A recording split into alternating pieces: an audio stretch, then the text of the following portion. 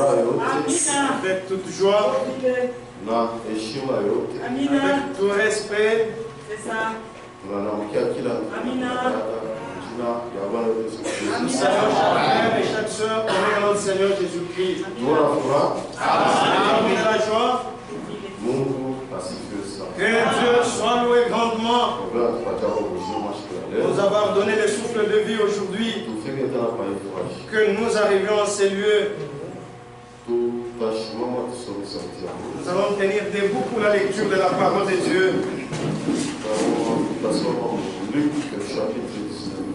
allons lire Luc sura 19.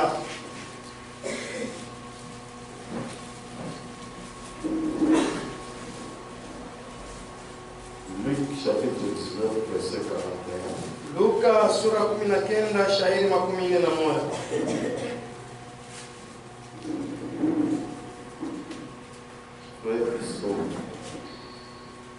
Comme il approchait de la ville,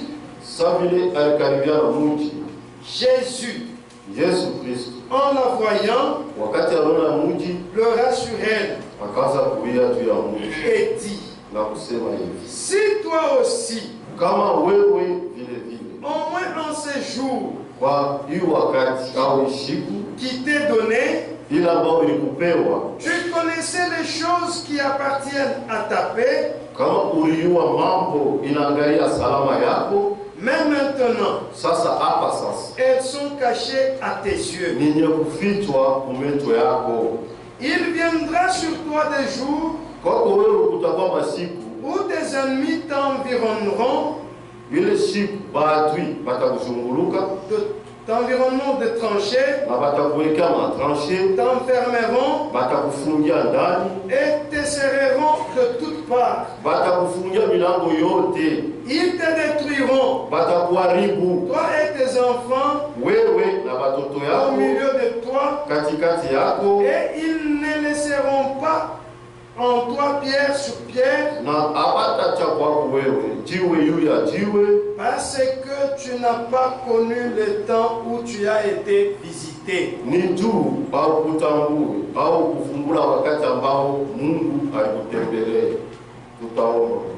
allons prier Dieu.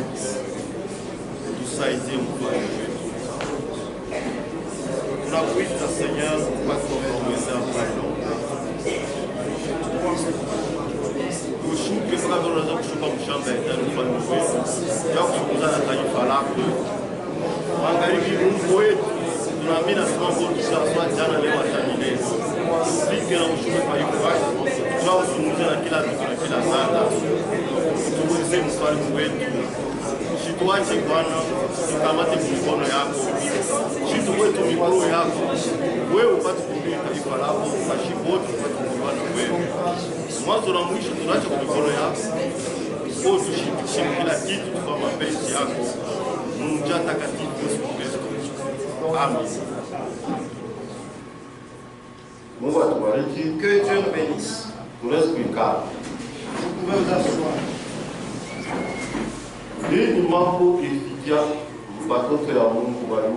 Ces affaires sont arrivées au peuple de Dieu Israël.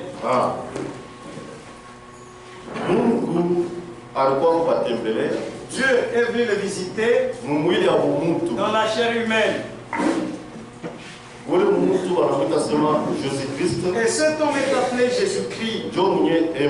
C'est lui Emmanueli. C'est-à-dire Dieu au milieu de son peuple.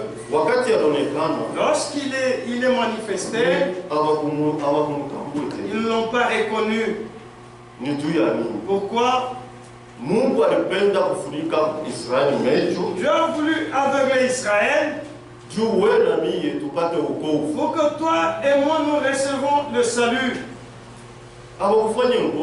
Ils n'ont rien fauté. Lorsqu'il les a aveuglés, alors ils commençaient à fauter.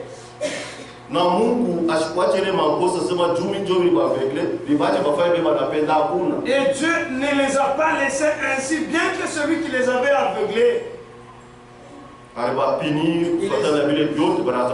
il les a punis selon leurs fautes. Notre Dieu, En ce qui concerne le péché, il ne supporte jamais. Jamais. Si tu vis dans le péché, sache que tu t'es déjà séparé d'avec Dieu. Je dis qu'il est saint. Il nous faut aussi que nous soyons saints. Et être saint, c'est vivre selon la parole de Dieu. Si nous accordons, écoutez comment le prophète dit. Mon message sur un certain de Dieu. Page 4.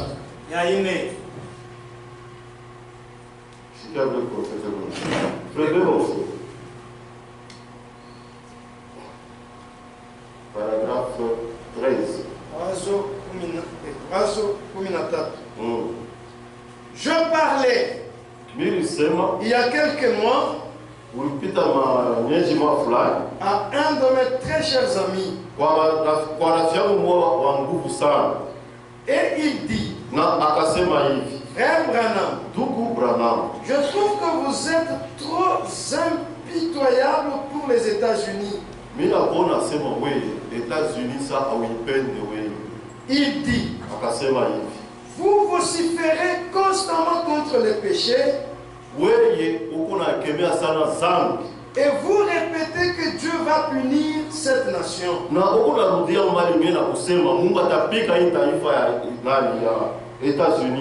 Je dis, il doit le faire afin d'être juste. Il dit, mais, Frère Branham, vous oubliez que cette nation fut fondée sur les Écritures et que nos ancêtres s'installèrent ici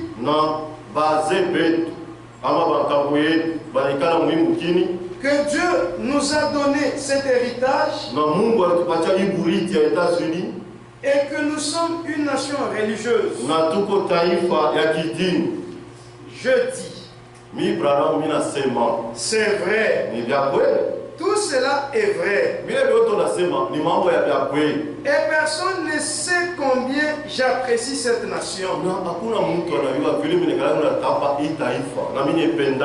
Mais regardez, mon frère, Israël fut lui aussi choisi par Dieu.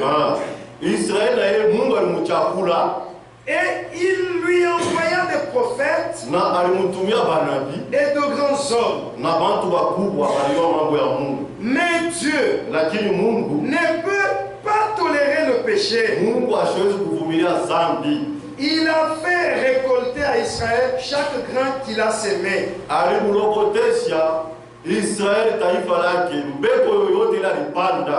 Et s'il a fait récolter à Israël ce qu'il a semé, il nous fera récolter ce que nous semons. Il ne fait pas exception de personne.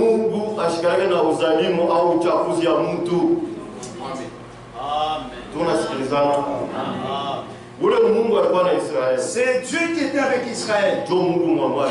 C'est le même qui nous a appelés. C'est seulement par grâce. C'est lui Israël. Dieu s'est irrité lorsqu'ils n'ont pas obéi à sa parole. Et si vous lisez la parole de Dieu, celui qui a voulu qu'Israël soit aveuglé, en quoi tu vas condamner Dieu?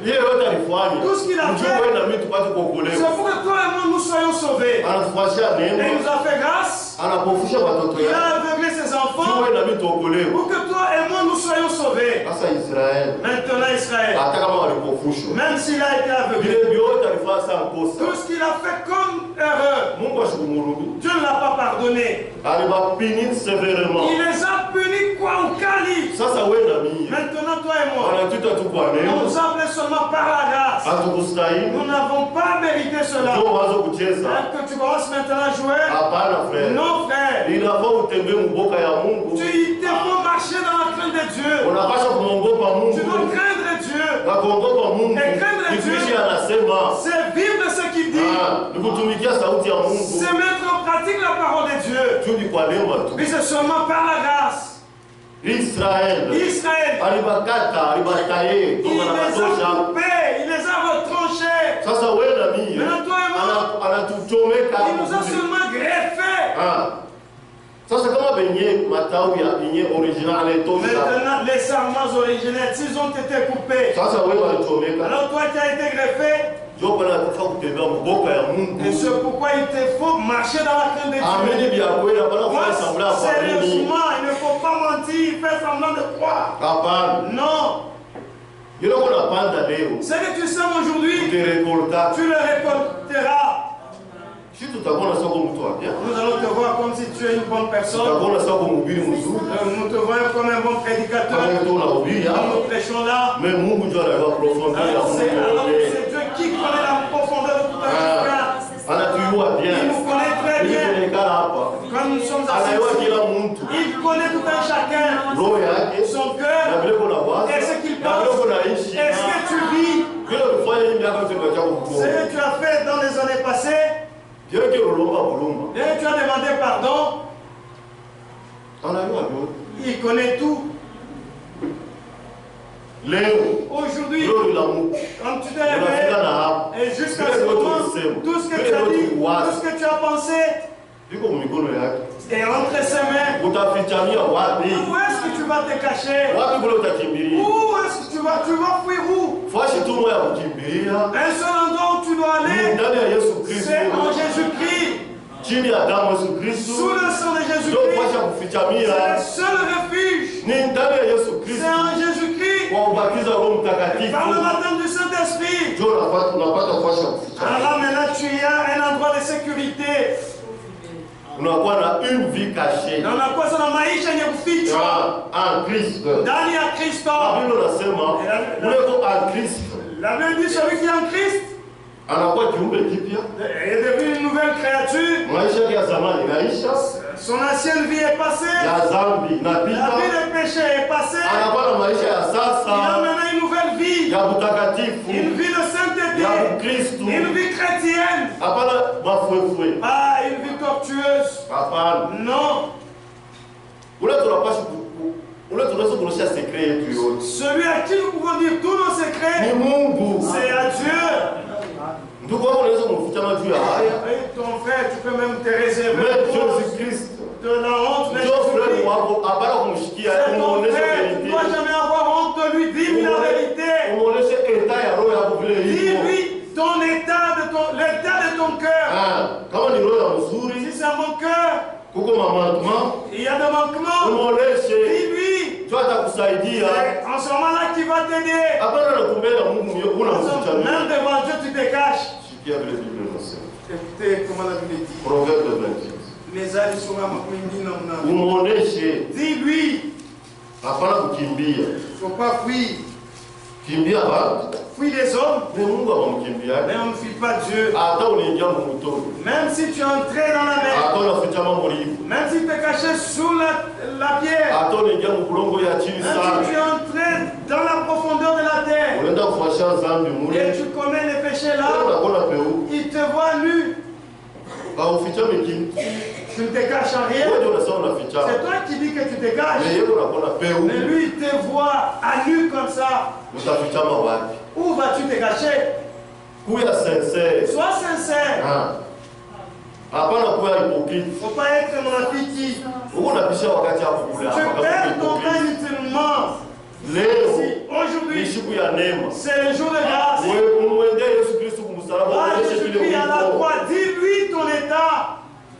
Et si tu perds ce jour, la Bible dit, aujourd'hui, si tu écoutes la parole de Dieu, et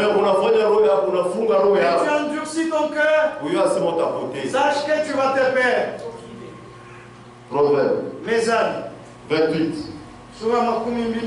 Verset 13. Qu'est-ce qu'il dit? Celui qui parle ici, c'est Dieu. Celui qui cache ses transgressions ne prospère point. Il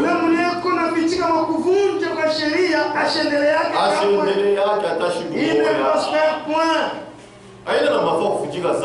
Il n'est pas important de cacher le péché. Je peux cacher le pasteur.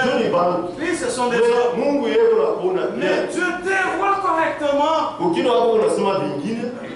Dans ta bouche, tu dis autre chose. Mais dans ton cœur, il y a autre chose. Une Afrique c'est une mauvaise chose. Si ton cœur est méchant, la Bible dit ne sois pas un homme à un cœur méchant, un cœur mauvais. Si tu as un cœur, Jésus-Christ qu'il ôte ces démons, réponds-toi sincèrement et il va t'aider. Il ne faut pas cacher tes transgressions. Mais celui qui les avoue et le délaisse obtient miséricorde. Celui qui a dit ici, et seulement, ou c'est toi qui as dit, c'est celui que nous avons suivi sur celui qui nous dit comment sont les choses. Celui qui cache ses transgressions ne prospère point.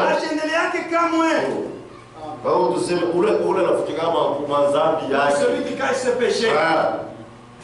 Tu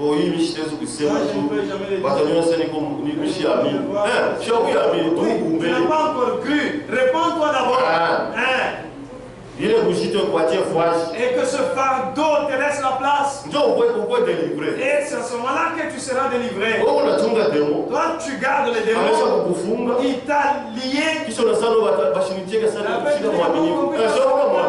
suis pas croyant. Tu es un esclave du diable. Tu as des démons. Ou comme Fungwa. Maintenant, tu es prisonnier. Tu laisses ceux-là qui t'ont mis en prison et tu t'abordes avec eux.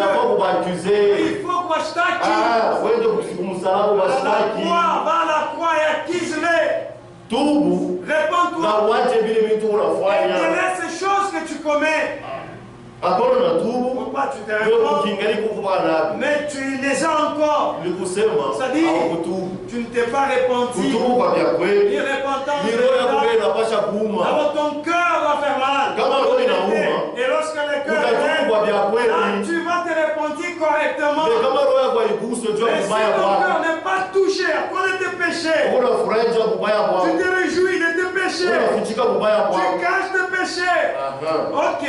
Un jour de dans la guerre. Tu ne connais ni le jour ni l'heure que tu quitteras. Il y a deux choses qui nous attendent. C'est la mort et kunyakuliwa. Seulement kunyakuliwa. Et tu oublies la mort. La mort nous guette tous les jours. Et si Dieu dit, allez, récupère-le, il va se finir pour toi. Même si tu es sans de quelle manière, même si tu es prédicateur, si Dieu dit que le temps est là, il faut quitter. Maintenant, dans quel état quitteras-tu? Avec le péché. Si tu quittes avec le péché, dans la mort ou comme Gereza, là où il y a Caïn, na Juda, et tous ceux-là qui n'avaient pas cru, c'est là que tu vas te retrouver. Tu vas pleurer. Oh Dieu, accorde-moi le temps pour que je me réponde. Dieu t'avait donné un long moment. Toutes ces années que tu vis sur cette terre, donne une occasion d'arranger ta vie.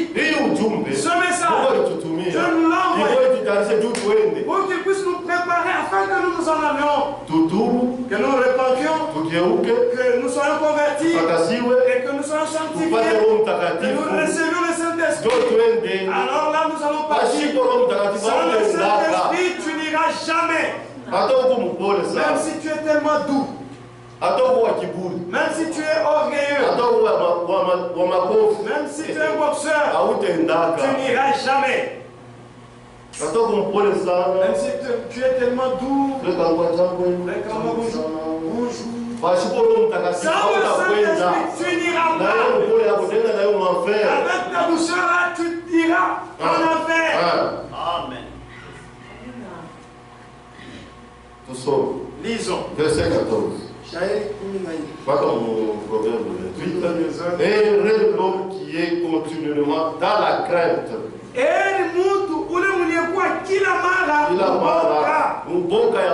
Dans la crainte de Dieu. Mais celui qui endurcit son cœur. Mais celui qui endurcit son cœur tombe dans le malheur. Dans les souffrances.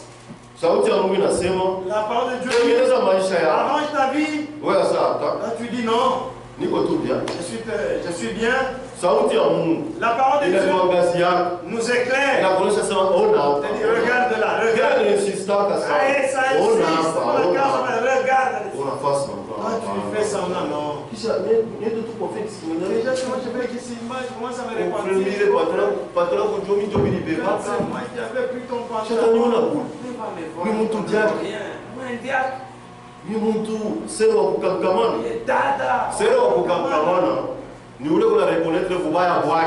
seule persévérance, celle qui reconnaît son mal. Écoutez comment notre frère David. Notre frère David. C'est une bonne c'est pourquoi Dieu lui puisqu'il était sincère. Et lorsqu'il c'est lui-même qui s'accusait. Il n'accusait pas quelqu'un d'autre. Non. Pourquoi vous avez fait ainsi, frère? Non, c'est le frère qui m'a provoqué. Dis tes problèmes. Et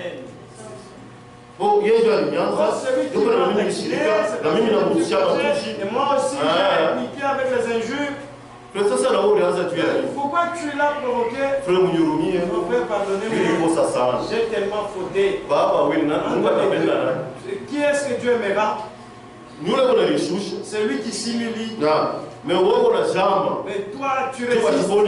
Faut qu'on ne vaut rien. Il faut accepter d'être déconsidéré. Pas seulement paraître toujours un bon. Quand tu es un homme, tu peux fauter. Tu peux fauter. Et lorsque tu fautes, Dieu pardonne-moi. Mon frère, pardonne-moi.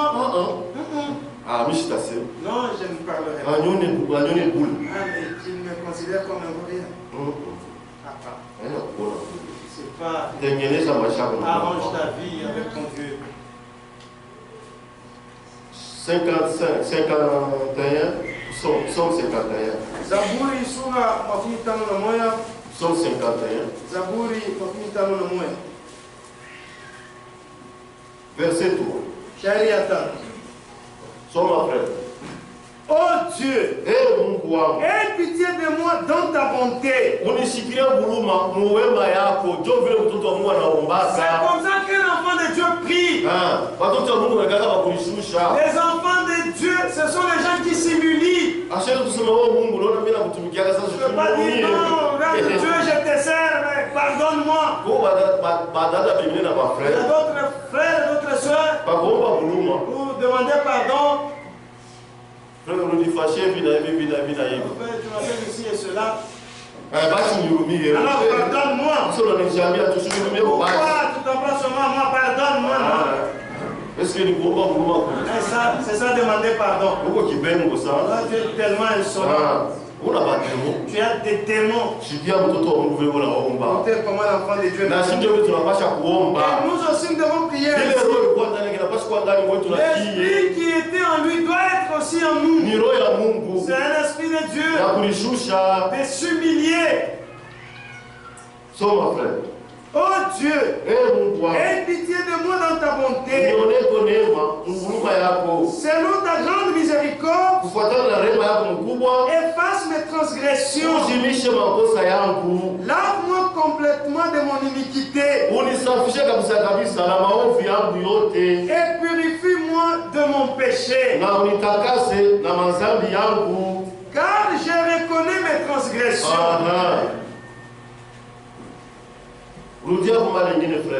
Car je reconnais mes transgressions. Qui parle ainsi? C'est David. Il était roi.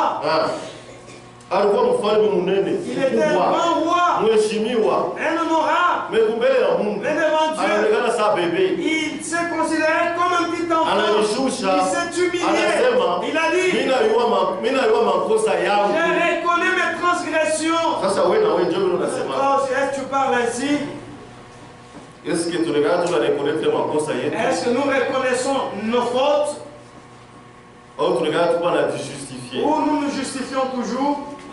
Dada imambo kinaanza je mtoto ashira na heshima msitakushtuka hata hivi na hivi. Mais unaweza wewe vile ndio ulianza. Alors que c'est toi qui as commencé. Tu as provoqué mtoto. Tu as provoqué l'enfant. Mtoto naye kukosa heshima. Unaanza kukokotana. N'a pas de respect. Sasa wanasema ulianza je. Comment vous avez commencé? Mtoto ndio ashira na heshima. Mtoto ndio sasa wewe. Toi. Hali ya ulianza bianza je. Comment ça a commencé? Parce que là où il y a l'humilité, le feu ne peut jamais brûler. Mais là où il y a l'orgueil, le feu va tellement brûler, va s'allumer. Il faut s'humilier, même dans la maison, même dans le travail, partout. Dans la maison, lorsque vous voyez la soeur en train de brûler là, c'est pas elle, c'est pas ma femme, mais c'est un visiteur qui est déjà là. C'est le démon, c'est pas ma femme. Ma femme n'a jamais été ainsi. Toi, tu échoues de discerner les démons et tu commences à taxer ta femme de démon. Ta femme n'est pas démon, mais c'est le mauvais esprit qui est derrière elle qui est un démon. Si tu disais que ta femme est un démon, est-ce que le démon est visible? Et si il est invisible, comment tu l'as épousé? C'est-à-dire que tu as épousé les démons, toi aussi tu es un démon. Puisque les démons se voient.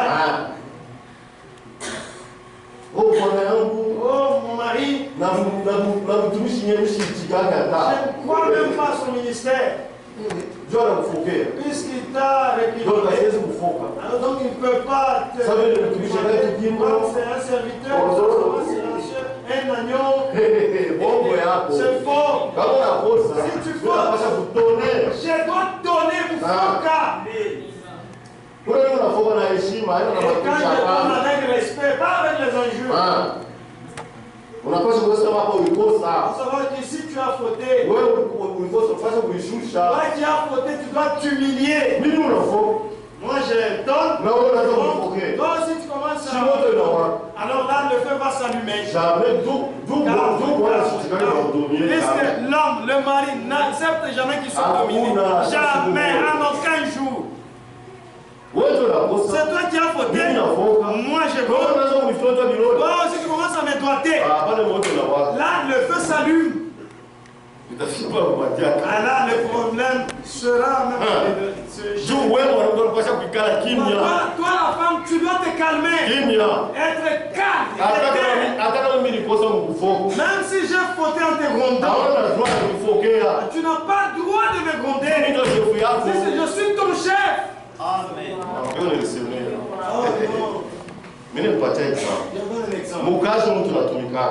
Au service de la société. Vous êtes le chef. Payez les gâteaux de Goumia. C'est un petit garçon. Tu vas rester à l'université, tu vas rester à l'université. C'est mon chef. Comment on a ça pour foquer? Lorsqu'il gronde sur toi, oui, papa, non, on a ça pour foquer. Et toi aussi, tu vas répliquer. Moi, quand on a décidé ça, mais quand j'ai un boulaï. Même que tu l'aies décidé que moi, j'ai besoin que le travail finisse. Non, petit, pas là pour te dire. Ils ne vont pas te jouer de moi. Mais quand on est pour tout, mais si c'est garder le Là, tu vas le respecter. Chef, pardon, mon chef. Chef, pardon. Là, tu gardes pour que le Boukari ne se termine pas. J'aimerais. C'est comme ça pour les soeurs aussi, vous devez être. Puisque le mari est chef. Même s'il n'a pas d'argent. Même s'il est chétif. Même s'il est comment. C'est un chef. Toi, femme, tu peux être une géante. Mais l'homme, le mari, un chétif. Mais lorsqu'il est venu t'épouser, tu l'avais vu. Est-ce qu'elle va pouvoir mon dos? Est-ce qu'il avait vu t'épouser dans le songe? Je vais pouvoir payer ou payer. Tes parents l'ont vu, même tes petits frères. C'est comme ici court, il est doux. Unatika mariage inafanyika kufika mundo na wewe kisha kupendeka je ne t'aime même pas. Tuko mfupi. Puisque tu es chétif. Unajua leo. C'est aujourd'hui que tu le manques. Quand je venais, quand on parlait là. Non mariage. Et même le jour. Tu fallait la window. N'est-ce pas nous avons. Mimi kwa mfupi toi tu y es élancé, moi je suis chétif. Sasa leo ndio unakuwa mfupi. C'est aujourd'hui que je deviens chétif. Bwana heshima. C'est ça. Et du respect.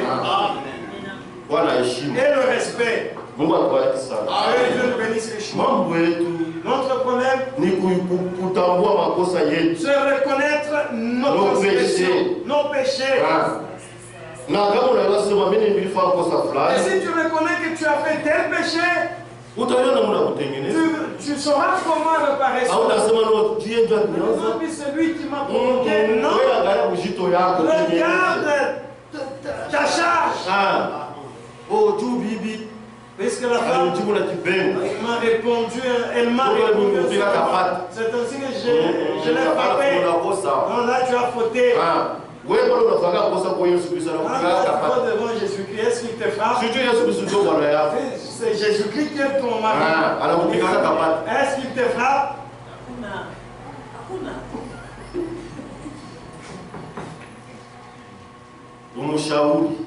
Conseil là. Aime-la. Comme Jésus-Christ là toujours. Tu peux les dons,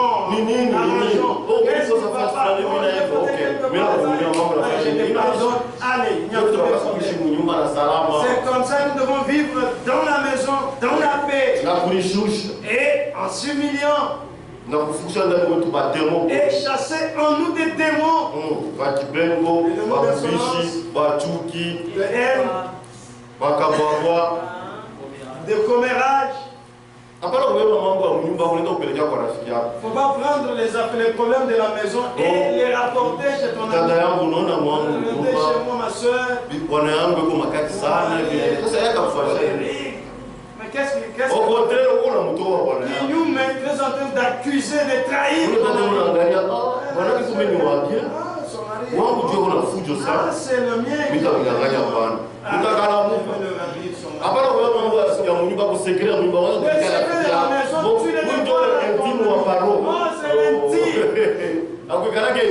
a jamais eu d'intime. Secret yako itumie munyumba yako. Secret, garde-le dans ta maison. Kama bila kupitia, si cela te dépasse, va voir les serviteurs de Dieu. Il ne faut pas amener cela chez vous. Tu commences à accuser ton mari. Frère, bibi yako anakupiga kapata munyumba, bara kupenda kwa baba, sasa bibi yako anakupiga rubi. Bila una tashifu. Moi, chef, tu commences à t'accuser pour ta c'est secret. Mais c'est ton secret. Secret. Garde ce secret. Comment il a pu dire? Va voir les hommes de Dieu. Frère, ma femme m'a frappé, m'a giflé. Toi aussi, tu gifles ton mari. Cela prouve que tu ne t'en iras pas dans l'enlèvement. Tu es une païenne. Tu as des bibanda. Frère, la seule faute, commence à accuser ses frères.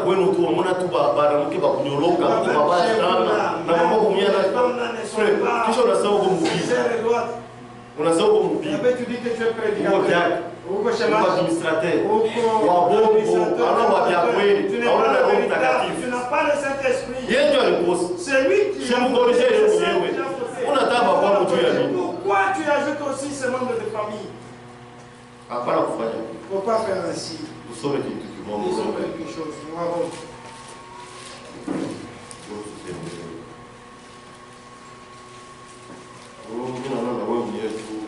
Aussi. Chez vous là. Et chez vous, quoi? Elle ne peut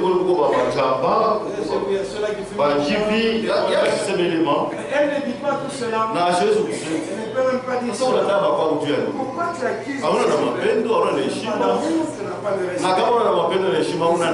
Et même le Saint-Esprit n'y est pas. Et si le Saint-Esprit est là, il ne te laissera pas dire des histoires insensées.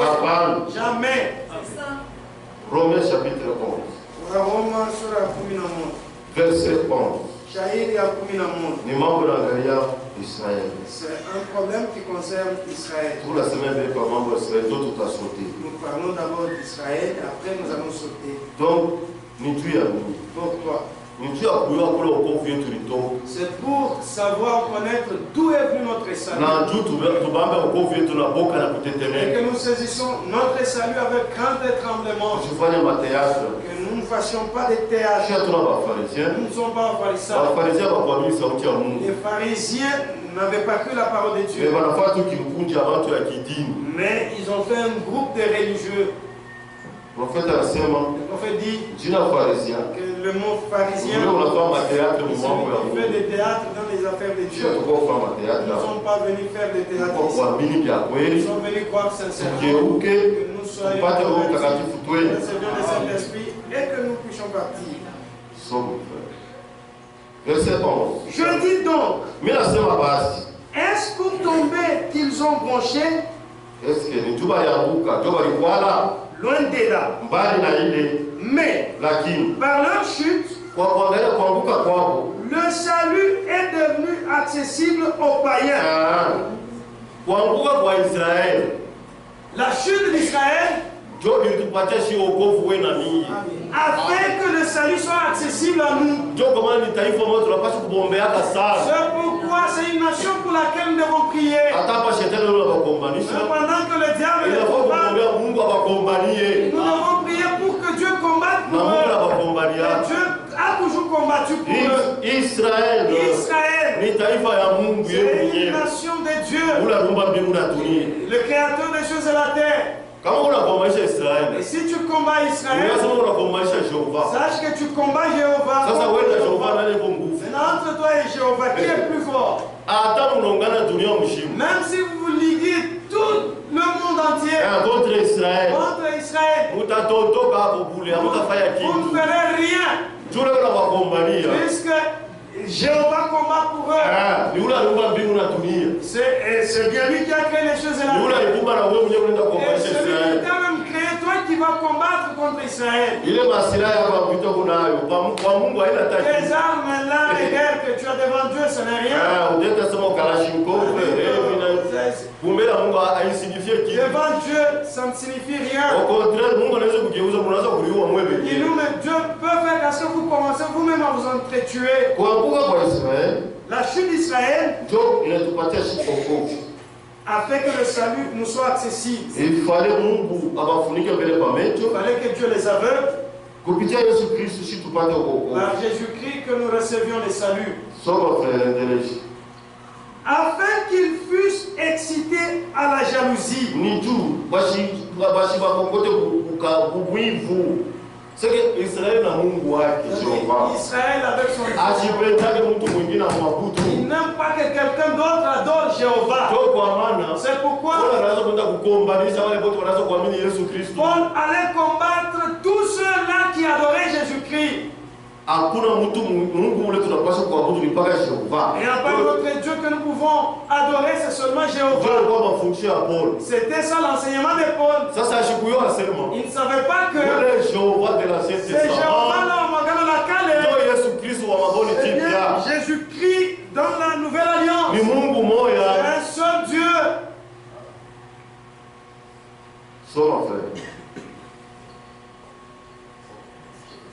Or, si leur chute a été la richesse du monde, et leur amoindrissement la richesse des païens, combien plus en sera-t-il ainsi quand ils se convertiront tous?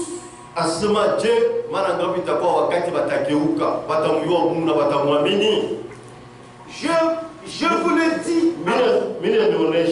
païens, en tant qu'apôtre des païens,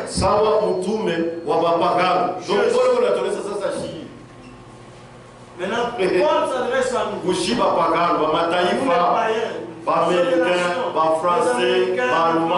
les tout cela. Tout cela. Sur cette terre, les saints nous tous des païens. Oh, Maria, la mère de blanc. Non. Marie n'est pas mère de blanc. Les blancs, tous les blancs. À l'exception des juifs. Tous les blancs. Et tous les noirs sont des païens. Ils deviennent chrétiens lorsqu'ils croient en Jésus-Christ. C'est en ce moment-là qu'ils deviennent chrétiens. Nous nous accordons.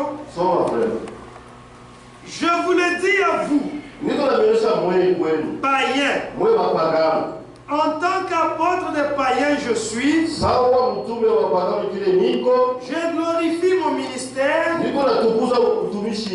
afin, s'il est possible, d'exciter la jalousie de ceux de ma race et d'en sauver quelques-uns. Car si le rejet a été la réconciliation du monde, que sera leur réintégration? Sinon une vie d'entre les morts. Or, si les prémices sont saintes, mais si quelques-unes des branches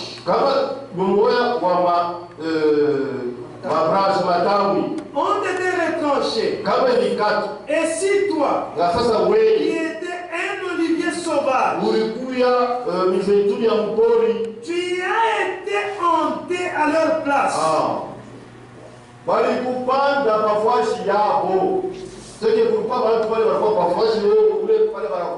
il y a des gens qui étaient sur la place où tu es greffé. Les Juifs sont là. Maintenant Dieu est venu. Il les a retranchés.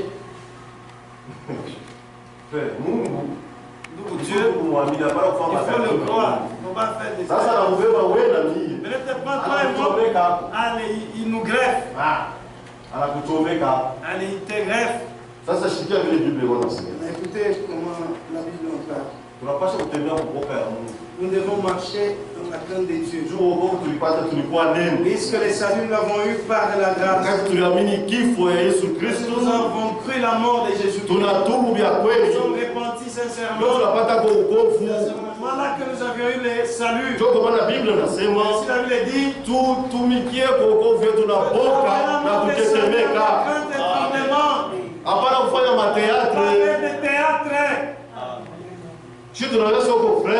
nous pensons que tu es frère, alors que tu ne l'es pas. Nous pensons que tu es sœur, alors que tu ne l'es pas. Frère, ce n'est pas un nom, c'est la vie. C'est la vie de Christ en tout un chacun de nous. Nous accordons. Mais si quelques-unes des branches ont été retranchées, et si toi, qui étais un olivier sauvage, tu as été hanté à leur place et rendu participant de la racine Sasa wanakufanya unaanza kushiriki kuile mizizi. Et de la graisse de l'olivier. Na mafuta ya ile olivier. Ne te glorifie pas. Hapana kwanza kulitukuza kulipika mkilari. Au dépend de ses branches. Ushaanza kulipika mkilari kuna chekelea bayuda. Tunasikilizana. Si nous accordons. Unapaswa kubombea. Vous devez prier pour Israël. On a profité parfois chez Abou. Tu as profité à leur place. Et c'est Dieu qui a fait ainsi. C'est Dieu qui t'a fait seulement grâce. C'est pourquoi Nema. Donne la grâce. Ni Nema pour les bébés savoir et grâce pour celui qui la prend pour grâce. Et lorsque tu commences à jouer avec la grâce, tu vas la perdre. Il y a d'autres personnes. On les greffe. Pendant que nous parlons, Dieu les a déjà retranchés à cause de l'orgueil, à cause de la tête dure. Ce message, Dieu l'a donné pour que nous soyons une épouse préparée, pour que nous allions dans l'enlèvement, que nous nous vêtons de robes de sang, des robes blanches de sang. Ce sont les œuvres justes pour que nous allions chez nous. Maintenant, toi, tu prends ce message. Et bien maintenant, marchandise, pour faire des tabernacles. Tu prêches, tu es pasteur. Mais ton objectif, c'est l'argent. Tabernacle du Dieu vivant. Tabernacle du marbre. Tabernacle de marbre. Tabernacle des Zoé. Tabernacle des Zoé. Tabernacle de plus. Tabernacle plus. Ça, tabernacle du Dieu enseveli quoi. Ça, tabernacle à Moumoune et Boujikiwa y quoi. Du Dieu vivant. C'est pour le Dieu vivant. Ça, c'est théâtre. Mais un jour, tu rendras compte. Dieu est sérieux. Quand tu prends le message, tu commences à faire le commerce avec. Quand je prêchais à Monikwa, il y a des tabernacles. Quand ce ne sont pas des tabernacles, ce sont leurs kiosques. Fais toujours ce blague-là avec tes kiosques. Mais celui qui a donné le message, un jour tu le rencontreras. Et là tu pleureras. Dieu n'est pas venu faire des blagues. Il a privé d'abord à sa nation pour que toi et moi nous soyons sauvés. Peut-être Dieu t'appelle pour prêcher. Dieu t'appelle pour être chômage. Je sais qui. C'est fini. Oh, tu connais la morphologie du message. Mais Dieu a contredit, parfois je me vois une fois. C'est ce qu'on a contredit là que tu as fauté. Nous prenons le message pour que nous répondons. Les Français là, dans les affaires de Dieu, tu rencontreras l'auteur de la parole. Amen.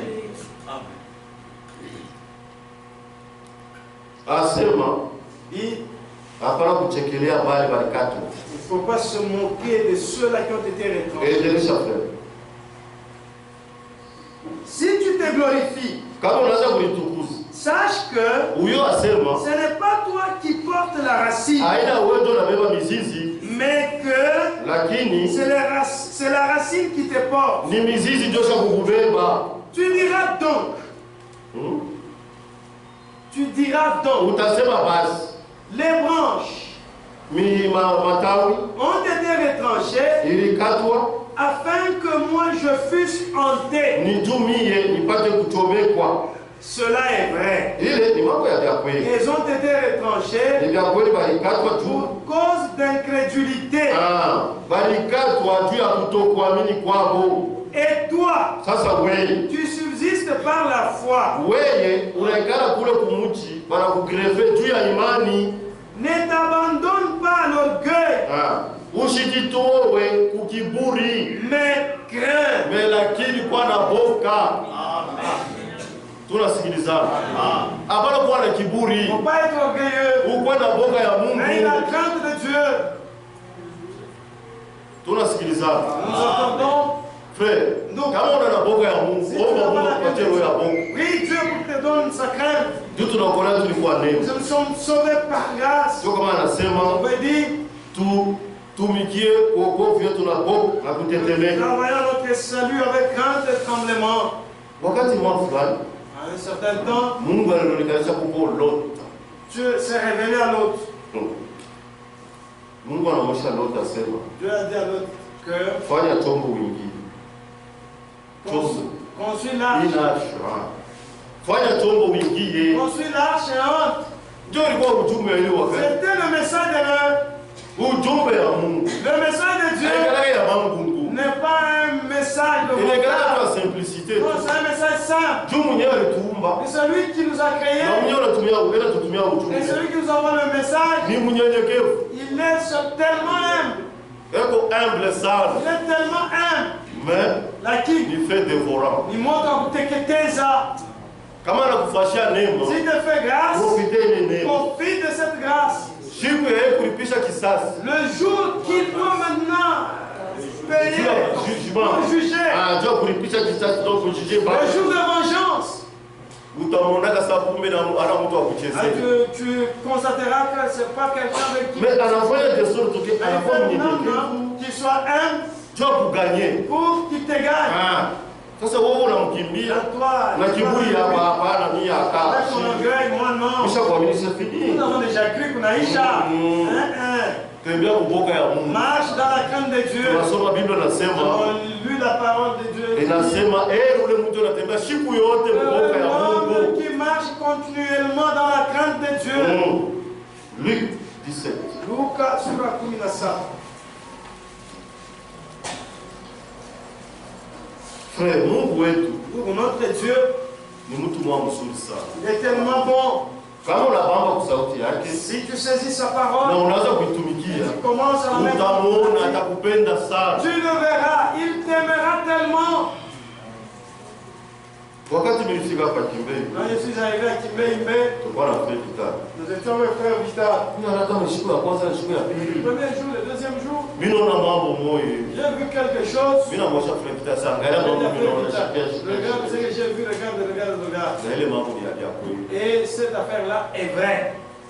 Hapa Kimbei. Ici à Kimbei. C'est que Mungu ashakuipandisha sana. Seulement Dieu vous a tellement élevé. Mais moi moyo. Mais vous ne voyez pas, vous ne savez pas cela. Ni juu ya nini? Mais pourquoi? Mungu Dieu anapendaka wale wanapenda neno lake. Aime ceux qui aiment sa parole. Na Mungu anaheshimiana wale wanamheshimia. Honore ceux qui l'honorent. Sababu unaheshimia neno lake. Comme vous honorez sa parole. Na yeye ananionore. Lui aussi vous honore. Sasa amu ya yu. Maintenant vous n'avez pas encore réalisé cela. Mtavumbula. Maintenant vous verrez cela.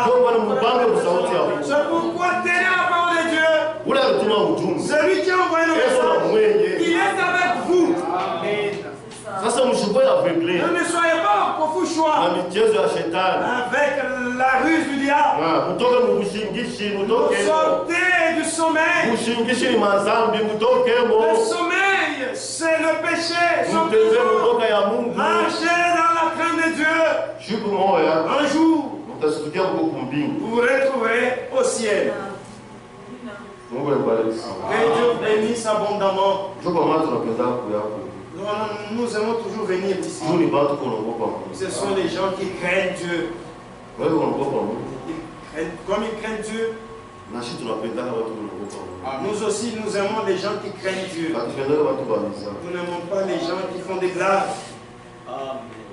Oui, ce message est venu pour préparer l'épouse. Pas venu faire de théâtre.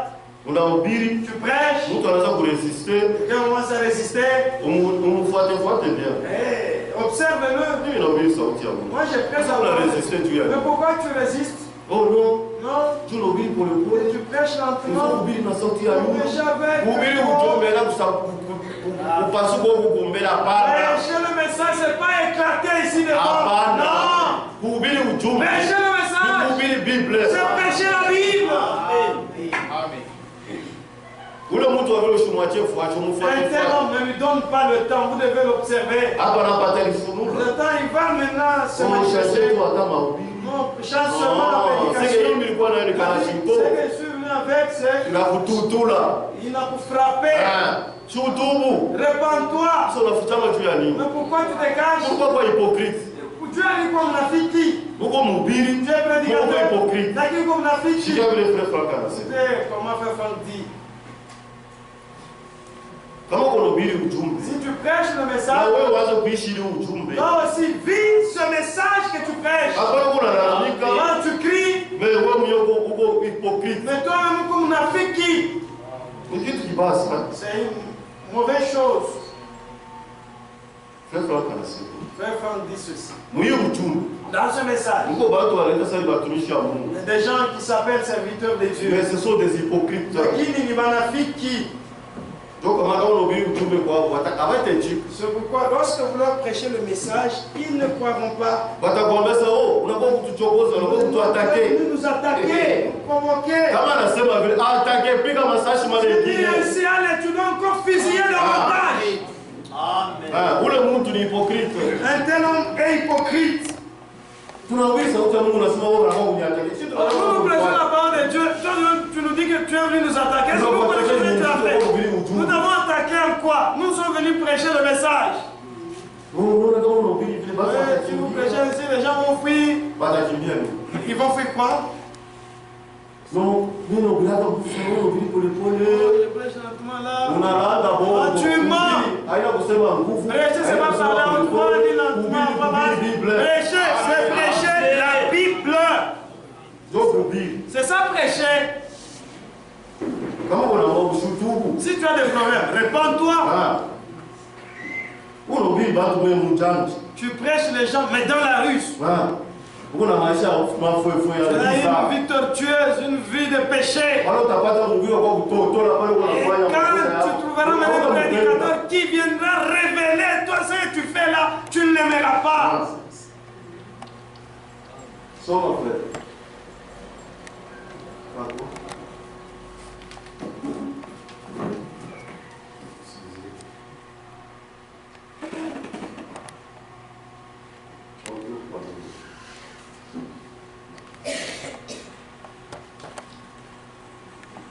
On a trouvé parmi ceux qui disent avoir le message et qui dirigent des églises certains qui eux-mêmes vivent dans la débauche, couchent avec des sœurs dans l'église. C'est ça l'apostasie. La souillure établie en lieu saint. Comme cela a été vu à Silo. C'est écrit dans la Bible. Donc, ce n'est pas la première fois que l'adversaire vient assiéger les lieux d'adoration des dieux. On nous a enseigné ici. Dans l'église de Dieu, il faut attaquer le péché. Il faut chasser les démons. Il faut pas que vous m'humiliez. Non. Si vous supportez, c'est le diable que vous adorez. Là où il y a Dieu, c'est un endroit où il y a la sainteté. Un lieu où il y a la crainte de Dieu. Si vous avez péché, et vous trouvez une telle personne, vous devez seulement l'attirer. Et si c'est l'occasion, frappe dessus. Exemple, oui, la parole de Dieu qu'il quitte son camp. Parce que les hommes de Dieu n'ont pas droit de commettre l'erreur.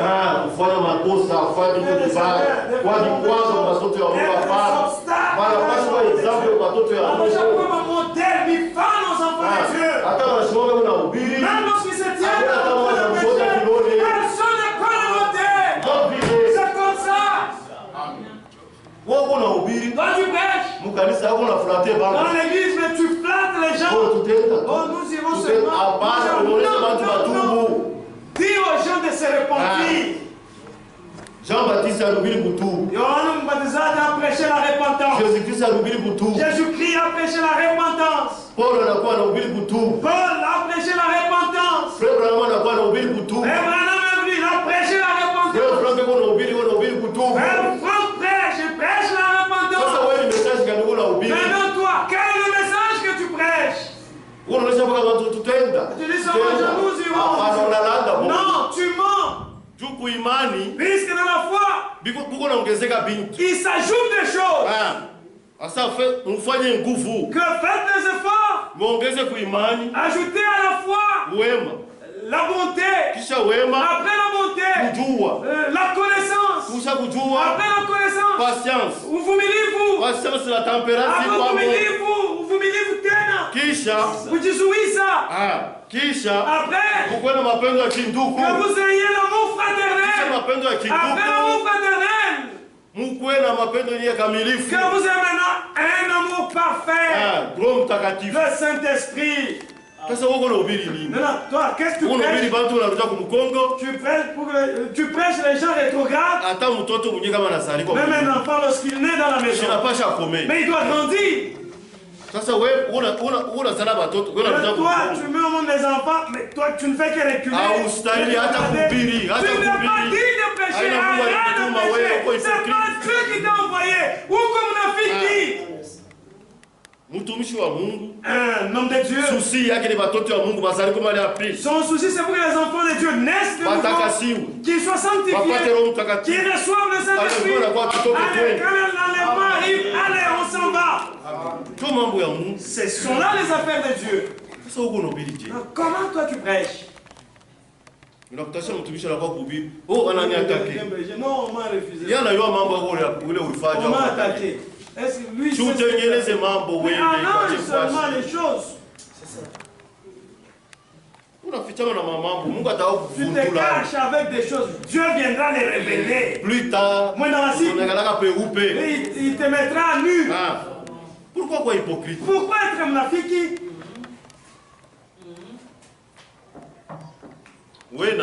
Toi et moi, travaillons à notre salut avec crainte et tremblement. C'est ce qui plaît à notre Dieu.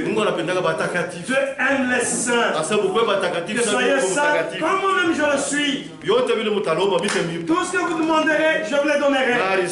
Et il a dit, cherchez premièrement le royaume des cieux. C'est le Saint-Esprit. Le reste, je vous donnerai par-dessus. Que Dieu bénisse ce soir. Attaché à la croix, attaché